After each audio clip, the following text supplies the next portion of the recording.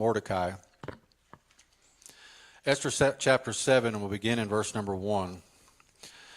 It says, So the king and Haman came to the banquet with Esther the queen, and the king said again unto Esther on the second day of the banquet of wine, What is thy petition, Queen Esther, and it shall be granted thee, and what is thy request, and it shall be performed, even to the half of the kingdom.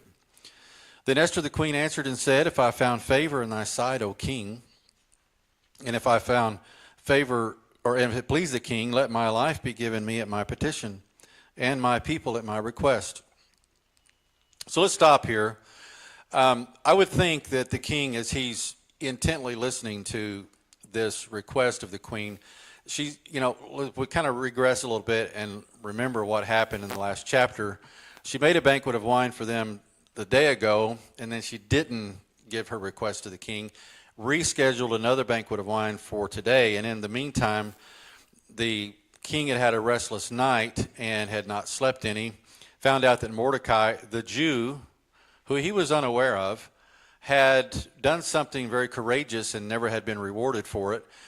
Then they paraded Mordecai, the Jew, around the city, and Haman, of course, had to do that.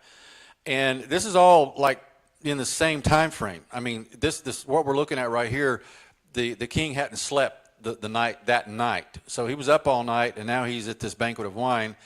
And the queen says this, If it please the king, let my life be given at my petition. So think about that. If your wife come to you and said, someone's seeking my life, someone's trying to kill me, as a husband, you would automatically be like, what?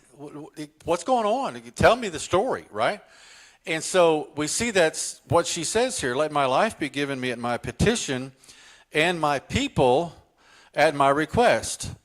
For we are sold, I and my people, to be destroyed, to be slain, and to perish. But if we had been sold for bondmen and bondwomen, I had held my tongue, and although the enemy could not countervail the king's damage.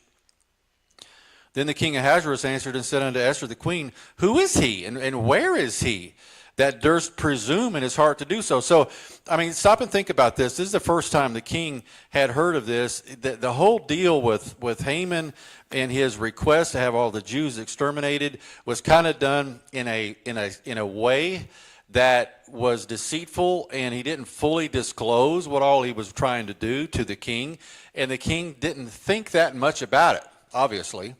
So now he's not relating that her request has anything to do with Haman yet.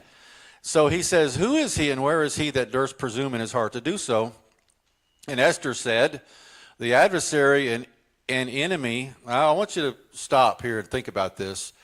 She probably pointed, and I'm going to say she probably pointed in disgust and disdain and said, Is that wicked Haman? Right? And so immediately the tone of everything changes. She says, Is that wicked Haman? Then Haman was afraid before the king and the queen, and the king, arising from the banquet of wine in his wrath, went into his palace garden. So he retreats to try to gather himself, and again, he's not slept. So he's not all the way there, not to himself, probably confused.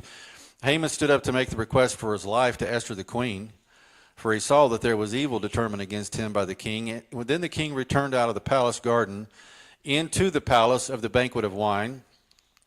And Haman was fallen upon the bed whereon Esther was. Then said the king, Will he force the queen also before me in the house? And as the word went out of the king's mouth, they covered Haman's face. Now, I'll stop there for a moment. Let's think about how that the guards were ready to execute the commands of the king in an instant. They no doubt had guards standing around. The king had been up all night. He was pleased to be treated special by the queen with his banquet, but in the instant he learns of a traitor, and now he knows. We talked last Wednesday about the fact that, when Haman said that the man who the king should honor should wear the crown, should wear the robe, and be paraded around on the king's horse, and he told him to go ahead and do that to Mordecai. And we talked about the fact that what's left, besides just being king. You got the crown, you got the robe, you got the horse. You're in effect the king, you're just not the king. And so I think that that caught the king's attention, and when he now realizes that Haman is a traitor, we see here that they cover Haman's face. Now, verse 9 and 10, and Harbona, one of the chamberlains said before the king, behold also the gallows 50 cubits high, which Haman had made for Mordecai, who had spoken good for the king, standeth in the house of Haman. Then the king said, hang him thereon. Now I imagine he didn't say it that way. He probably said, hang him thereon, or something like that, right? I mean, he's already, now he's mad. I mean, he knows that Haman's a traitor, and his wife's life is now in danger, and so we got to get rid of the problem. Hang him thereon, verse 10. So they hanged Haman on the gallows that he had prepared for Mordecai. Then the king's wrath was pacified. Now, I want you to notice something in verse 9 about Harbona. You know, they didn't have social media back then. Nobody had any cell phones.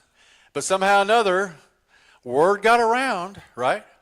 Harbona knew about the gallows that notice in this verse, standeth in the house. It wasn't public. It wasn't he didn't put it out in the town square or over at the jailhouse where they do all the executions. He built the gallows in his house. Now, let's think about that. His plot to kill Mordecai was not planned to be a public execution, rather a very private and sinister execution witnessed by himself, his wife, and his close friends. Haman was so desirous to see Mordecai hang that he decided to build the gallows within the compound. And I'm going to guess he probably had a courtyard, and he was a rich man, so probably had walls around his compound and in a courtyard, and probably the gallows was erected inside that courtyard, which would have been within his own house. And it would have been something where they if he played this out in his mind, they would have brought Mordecai in, and who knows who would have put the noose around his neck or any of that. I don't know. Maybe Haman wanted to do it himself, or maybe he just wanted to sit back and watch. But all of this was in Haman's mind. He played this out. He couldn't wait to see Mordecai dangling from that rope, dead as a doornail. He couldn't wait to see Mordecai dead. But we notice here in verse number 10, so they hanged Haman on the gallows that he had prepared for Mordecai. Then was the king's wrath pacified. Proverbs 26. Let's go and look at a couple of verses, and then we'll get back to their next chapter. Proverbs 26 and verse 27. Just a thought about how the wicked prepares, lays traps for the righteous. But in Proverbs 26 and verse 27, it says, whoso diggeth a pit shall fall therein, and he that rolleth a stone, it will return upon him. What's interesting about this, God, even though Haman might have been trying to do these things in secret, God heard. God knew what was going on behind the scenes, and he very well was protective of Mordecai and Esther because he had a job for Mordecai to do. Turn back to Psalm chapter 7 and verse 10. Psalm 7 and verse 10, and we'll read down through verse 16. Psalm 7, verse 10. My defense is of God, which saveth the upright in heart. God judgeth the righteous, and God is angry with the wicked every day. If he turn not, he will whet his sword. He hath bent his bow and made it ready. He also hath prepared for him the instruments of death. He ordaineth his arrows against the persecutors. Behold, he travaileth with iniquity and hath conceived mischief and brought forth falsehood. He made a pit and digged it, and is fallen into the ditch which he hath made. His mischief shall return upon his own head, and his violent dealing shall come down upon his own pate. I don't know what that word means, P-A-T-E. But what we see here is another analogy like Proverbs did. If you dig a pit for your enemy, you may end up falling in it yourself, and it might destroy you. Well, that's exactly what happened. We go back to Esther now. It's exactly what happened in this story. We're going to get into chapter 8, and we'll look at verses 1 and 2 now. Esther 8, And we'll look at verse 1 and 2. It says here, on that day did the king Ahasuerus give the house of Haman, the Jews' enemy, unto Esther the queen. And Mordecai came before the king, for Esther had told what he was unto her. And the king took off his ring which he had taken from Haman and gave it unto Mordecai, and Esther set Mordecai over the house of Haman. All right, so let's think about, in retracing some of our steps. 4 days ago, Mordecai was in the streets wearing sackcloth and ashes, crying out to God for deliverance against the wicked Haman, who plotted to kill and genocide all of the Jews throughout the entire kingdom. Esther and her maidens were fasting, asking God for the ear of the king. Today, Haman is hanging from the gallows that he built for Mordecai, and his estate, his entire estate, is now forfeited to the crown. Everything he owns is forfeited to the crown, to the king. And so the king gives the entire estate of Haman to Esther, all his houses, his lands, his money that he heaped up as prime minister of state, he gave all to Esther. Notice in verse 1 again, it says, the king Ahasuerus gave the house of Haman, the Jews' enemy, unto Esther the queen. And Mordecai came before the king, for Esther had told what he was unto her. So now Esther takes the mask off. He knows she's a Jew, and then she lets the king know, by the way, this man raised me. Mordecai is like my dad. He raised me. And so, you know, the gallows was made for Mordecai. He learned the night before that that Mordecai had done a courageous act and had saved the king's life, and had already begun to honor him. So he already knew who Mordecai was, and now he knows that Mordecai is basically it's kind of weird how the Bible puts it, but I think it's they're cousins, but he's older than her, so he raised her kind of like an uncle. And a lot of times it's said he's his uncle, but really I think they were cousins. So anyway, let's notice in verse 2 again, and it took off his ring which he had taken from Haman. Now notice that before they drug Haman out to the gallows, the king said, wait a minute, and grabbed the ring off of his hand, because the ring that he had the king's seal. And that was that was authority of the crown right there. He took it off his hand, it says in verse number 2, and gave it unto Mordecai, and Esther set Mordecai over the house of Haman. So the king had the authority to, take everything Haman owned, because he was a traitor. It was a treasonous act, so he forfeited everything. His family now is destitute. And so gives it to the queen, and the queen has the authority to do with it as she wills, and so she gives all of that now to Mordecai, who is as rich and as powerful as Haman was, a few hours ago. Now let's notice in verse 3, the story just gets better and better. It says, Esther spake yet again before the king, and fell down at his feet. It's not over yet. And besought him with tears to put away the mischief of Haman the Agagite, and his device that he had devised against the Jews. Then the king held out the golden scepter toward Esther. So Esther arose and stood before the king, and said, if it please the king, and if I have found favor in his sight, and the thing seem right before the king, and I be pleasing in his eyes, let it be written to reverse the letters devised by Haman the son of Hammedatha the Agagite, which he wrote to destroy the Jews which are in all the king's provinces. For how can I endure to see the evil that shall come upon my people, or how can I endure to see the destruction of my kindred? All right, so let's notice in these verses, after the events have passed, Haman is now hanged and Mordecai is taking his place. Esther approaches the throne and asking for deliverance for her people. The king knows now that she's a Jew, or Jewess. And so whatever had been sealed by the king's ring could not be reversed, because this was the law of the Medes and Persians. We can find that over in Daniel chapter 6. And let's look at verse number 15, because that kind of clarifies why the king couldn't actually reverse the decree. But in Daniel chapter 6 and verse number 15, it says, Then these men assembled unto the king and said unto the king, Know, O king, that the law of the Medes and Persians is that no decree nor statute which the king establisheth may be changed. So it wasn't as if he could just send out a decree and rescind the decree that Haman had drafted and sealed with the king's ring. So it was as if the king himself had done it. He could not rescind that law. So here's the dilemma. They've got to figure out a way to undo this. But the former decree, I want you to notice, had lost much of its force already because the kingdom knew the author of it had been hanged. Okay, so that's number one. The author of that law had now been hanged for basically making the law. And so also Haman's decree stated that they could take possession and control of anything a Jew owned. So if they was to overpower a Jewish family, or if they was to kill a Jewish family, they could just walk right in and take what they had.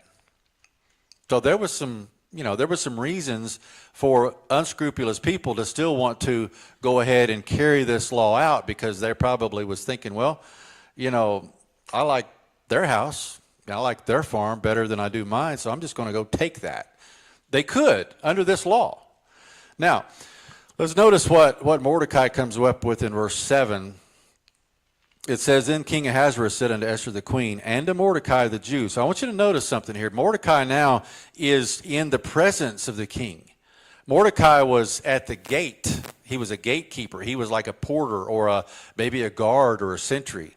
And now he's inside the palace with the queen, and he has the king's ear. He's wearing the king's ring. And he says here, notice in verse 7, he said to the queen and to Mordecai the Jew, Behold, I have given Esther the house of Haman, and him have they hanged upon the gallows, because he laid his hand upon the Jews. Write ye also for the Jews as it liketh you in the king's name, and seal it with the king's ring. For the writing which is written in the king's name and sealed with the king's ring may no man reverse. We just read that in Daniel. No man can reverse it. Then were the king's scribes called at the time, in the third month, that is this month Sivan, on the 23rd day thereof, and it was written according to all that Mordecai commanded. Now I want you to notice authority now that he has here. Now think about this now.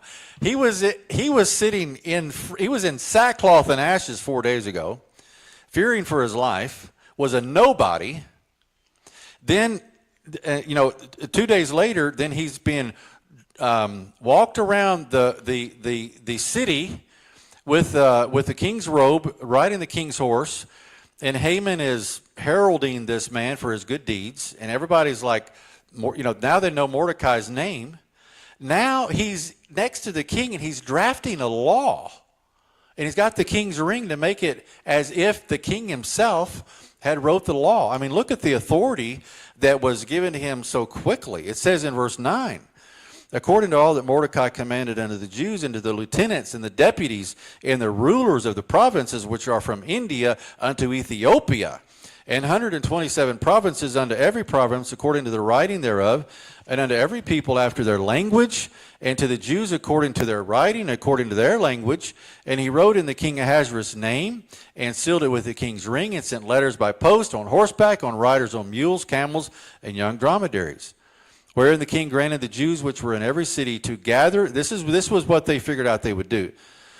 The Jews which were in every city to gather themselves together, and to stand for their life, to destroy, to slay, and to cause to perish all the power of the people and province that would assault them, both little ones and women, and take the spoil of them for a prey. Now stop just for a second. What they did is they allowed the Jews to take up arms and defend themselves. That's kind of what it boils down to. Verse 12. And upon one day, did I read 11 yet? Yeah. And upon one day in all the provinces of King Ahasuerus, namely upon the 13th day of the 12th month, which is the month Adar, the copy of the writing for a commandment to be given in every province was published unto all people, that the Jews should be ready against the day to avenge themselves of their enemies. So the posts that rode upon mules and camels went out, being hastened and pressed on by the king's commandment, and the decree was given at Shushan the palace. All right, so that probably was a public proclamation. So the new law that Mordecai drafted and sealed with the king's ring empowered the Jews to stand and defend themselves, to protect their homes and families, and to destroy all that would come against them.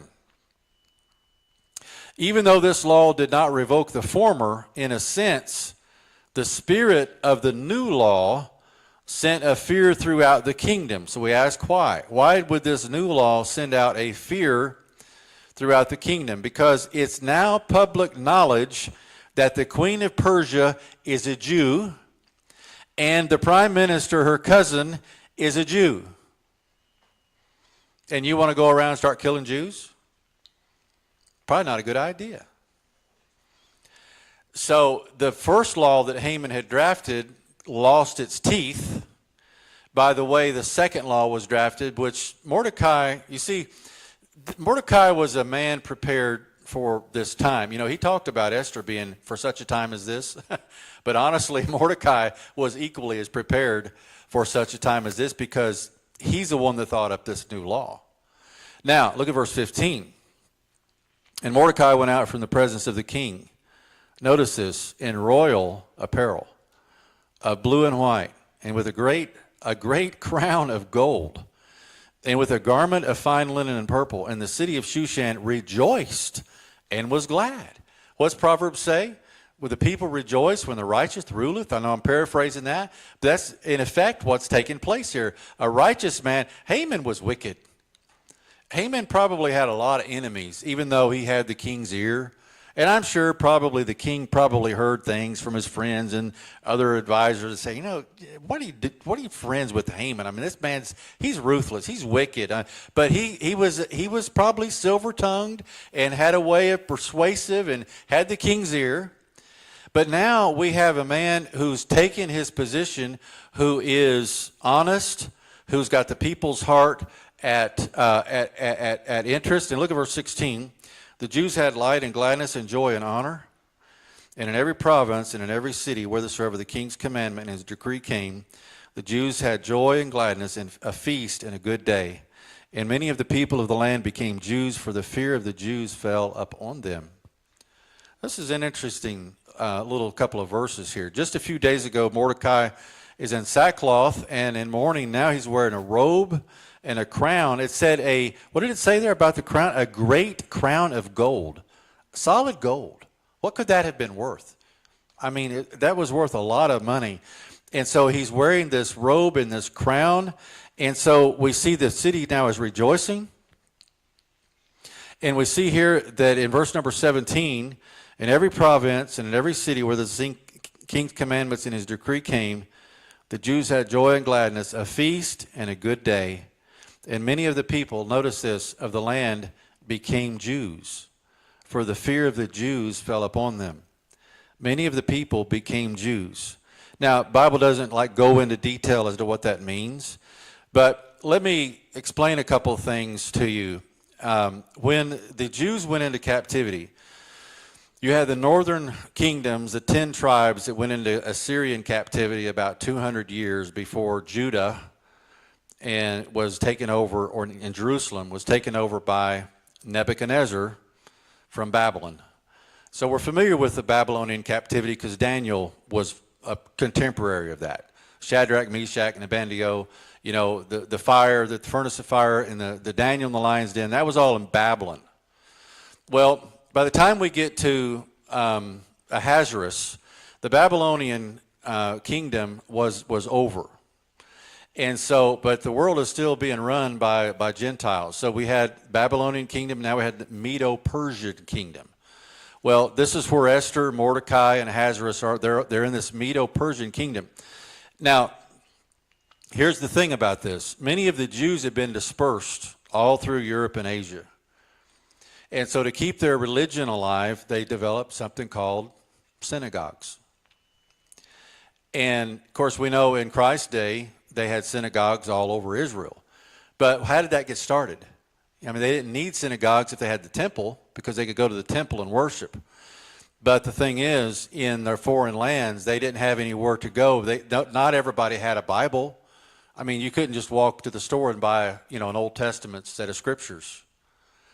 So it was precious. And if someone had a Bible, or if their rabbi had a Bible, a copy of even a scroll, let's just say Isaiah or the Pentateuch, which is Genesis, the first 5 books of the Bible, they would go on the Sabbath day and they would congregate and they would read so that the Jews could learn about their God that they served. So synagogues became a thing during this time that Mordecai and Esther were living. So in thinking of that, I want you to notice in verse 17b, many of the land became Jews, for the fear of the Jews fell upon them. You see how God turned something around that was a very negative thing, and it looked like the Jews were going to be annihilated, and he actually turned it into a way to spread the gospel, so to speak. Because we learned tonight in our lesson with Tanner, in order to be saved, you have to hear the word of God. Right? So these people who now were becoming Jews and coming into the synagogue, they were hearing the word of God being read. What a blessing that was. So that's just kind of a side note. But in my next thought is this: Haman had thought to destroy the Jews, but the providence of God increased the number of the Jews because of this. Now, let's get into this next thought in chapter number 9 and verse number 1. We're not going to do a hard stop tonight, Clayton. This is where I stopped last week, about right at this time. We're going to finish tonight, okay? Now in the 12th month, chapter 9, now in the 12th month, that is the month Adar, on the 13th day on the same, when the king's commandment and his decree drew near to be put in execution in the day that the enemies of the Jews hoped to have power over them, though it was turned to the contrary, that the Jews had rule over them that hated them. The Jews gathered themselves together in all cities, their cities throughout all the provinces of the king Ahasuerus, to lay hand on such as sought their hurt. And no man could withstand them, for the fear of them fell upon all people. And all the rulers of the provinces and the lieutenants and the deputies and the officers of the king helped the Jews because the fear of Mordecai fell upon them. Just notice that. The fear of Mordecai. This guy was a nobody a few days ago. But God used this one man, this righteous man who had character, and he was just doing his thing. But God promoted him and used him, and says the fear of Mordecai fell upon them. Notice verse 4, for Mordecai was great in the king's house, and his fame went out throughout all the provinces. For this man Mordecai waxed greater and greater. Now in the last 2 chapters of Esther, we learn more about Mordecai, and we see more about Mordecai than we do the queen. Throughout this study and throughout this book, Mordecai has been in the background, not seeking prominence or advancement, based solely upon his relationship to the queen. In fact, you remember when he was in mourning in sackcloth and ashes, he had a copy of the law that Haman had drafted, and he didn't even ask to see the queen. But the queen sent one of her guards out to him, and he handed her that law and said, please get this into the hands of the queen so we can get this stopped. So this man didn't seek the throne. We notice in chapter 9, Mordecai had risen to great influence throughout the entire Persian Empire. And then he was promoted from a gatekeeper or porter at the king's gate to prime minister. Notice this, in one day. Reminds me of Joseph. Joseph went from the dungeon, and in one day they said, go get a shower and shave and clean up, put some new clothes on. Why? You're going to go see Pharaoh. And by the time the day was done, Joseph woke up a prisoner in a dungeon, and he went to bed in the palace as prime minister. Kind of similar to Mordecai here. So in one day, his life changed. Now, the interesting thing is the excavating of the city of Susa in modern times has revealed writings referring to Mordecai. So even archaeology confirms Mordecai's existence. We don't need that because we believe God's word. But in verse 5, it says, then the Jews smote all their enemies with the stroke of the sword, and slaughter and destruction, and did what they would unto those that hated them. And in Shushan, the palace of the Jews, slew and destroyed 500 men. and there's a bunch of names there. Go to verse 10. The 10 sons of Haman, the son of Hammedatha, the enemy of the Jews, slew they, but on the spoil laid not their hand. That's interesting. Notice that. The Jews did kill some people that had come at them. And evidently, the 10 sons of Haman had sought to destroy some of the Jews, but they ended up all dead.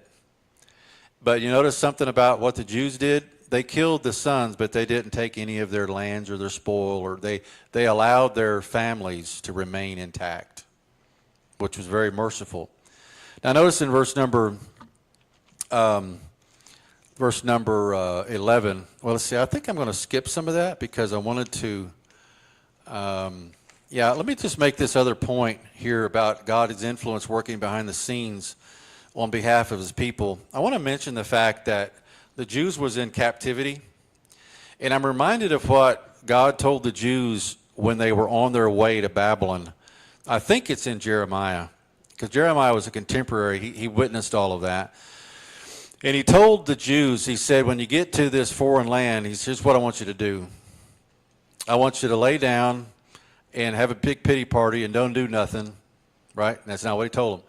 He said, I want you to raise your families, and I want you to raise gardens. I want you to feed yourself, and I want you to live life. That's what he told them to do. Now, I'm paraphrasing a verse horribly, but that's in a sense what he's told them to do. So they did. I mean, think about this. They were taken to a foreign land. They had to start new lives in new areas, and so we're generations past that now. And we notice now that in verse number, the other thought I wanted to make is that behind the scenes, God was always working on behalf of his people. Many of these people didn't return to Israel or Jerusalem. But none of God's people are self-made men or women. Mordecai was great, not because God wanted to laud him with special favor or honor for being a great Christian, but he was great. He made him great for the people's sake. God didn't raise up King David from tending sheep to the throne of Israel because he loved him more than any other Hebrew boy, but because for the people's sake. What makes Mordecai and David and Esther and many other prominent leaders special in the Old Testament is because they were different. You see? And since they were different, they were sold out to God. God promoted them to a place where they could benefit God's people in a position that he had prepared for them. Okay? So we see some similarities there between Mordecai and David as well. They served God first and foremost. They kept their perspective of who they were in God's eyes, and even when elevated to positions of high honor. Now, verse 10 and 11, let's look at verse 11. On that day, the number of those that were slain in Shushan, the palace, was brought before the king. It was customary in wars for the number of the slain to be carefully recorded. Excavating these ancient ruins have unearthed records of exact numbers of the slain in their wars and battles. Interesting. Verse 12 says, And the king said unto Esther the queen, The Jews have slain and destroyed 500 men in Shushan the palace and the 10 sons of Haman. What have they done in the rest of the king's provinces? Now, what is thy petition, and it shall be granted thee? Or what is thy request further, and it shall be done? Then said Esther, If it please the king, let it be granted to the Jews which are in Shushan to do tomorrow also according unto this day's decree, and let Haman's 10 sons be hanged upon the gallows. And the king commanded it so to be done, and the decree was given at Shushan, and they hanged Haman's 10 sons. For the Jews that were in Shushan gathered themselves together on the 14th day also of the month Adar, and slew 300 men at Shushan, but on the prey laid they not their hand. So I want you to notice something. We got a far cry from Esther, the young, prodigy of Mordecai. I don't know how to explain her. I don't know, maybe she was 18, 20 years old. She could have been 16. We don't know what age she was when she was taken. She was young. So we see a young girl, young woman that was, taken to be the king's queen, and then 5 years later, she's she's seasoned enough. She's been in the palace enough, and she's seen the enemy enough. She's been around enough to figure out that sometimes you have to exercise your authority, which is what she did here. She asked the king. She said, "Let it be granted that Haman's 10 sons be hanged upon the gallows." That's what the queen asked for. I mean, stop and think about it. This is just a story to us, right? We're just reading a story, in a sense. It's a Bible story. It's true. It's accurate. But my point is this. Can you see yourself in the position doing that? You know, I mean, these were different days and different times. I understand that. But my point is, she was wanting to make an example of the enemy. I think that's probably the best way to say it. She was wanting to let Haman's 10 sons be hung on the gallows publicly so that the people of Shushan could see, you don't want to be like these people. This is what happens to you when you're like these people. And so we're going to close with chapter 10. Let's fast forward. There's just 3 verses in chapter 10. Esther wanted to make a spectacle of them. But in chapter 10 and verse 1, it says, "Then the king Ahasuerus laid a tribute upon the land and upon the islands of the sea and all the acts of his power and of his might, in the declaration of the greatness of Mordecai, whereunto the king advanced him. Are they not written in the book of the Chronicles of the kings of Media and Persia? For Mordecai the Jew was next unto King Ahasuerus, and great among the Jews, and accepted of the multitude of his brethren, seeking the wealth," notice this, "seeking the wealth of his people, and speaking peace to all his seed." You notice that? This is what made Mordecai different. And this is why God promoted Mordecai, even though he was a nobody. He promoted him to this position right next to King Ahasuerus. Now let's think about something now. King Ahasuerus is king of the Persian Empire, the entire known world at that time. We don't know if he was a God-fearing man or not. Probably not. But God put a Jew right up next to him as prime minister, and he ruled for many, many years. And the people were blessed because they had Mordecai, had the king's ear. And he did great things. Notice this, seeking the wealth, Haman was concerned about his own wealth. Mordecai was seeking the wealth of his people and speaking peace to all his seed. That sounds a whole lot like the Lord Jesus Christ to me. Because that's the way the Lord Jesus Christ wants this earth to be run, is with peace and with love and in righteousness, to put down evil and to promote that which is good. All right, so that's our lesson for tonight, and that'll conclude the book of Esther. Does anybody have any thoughts that might have stood out to you in this study before we close out? Anything at all? Right.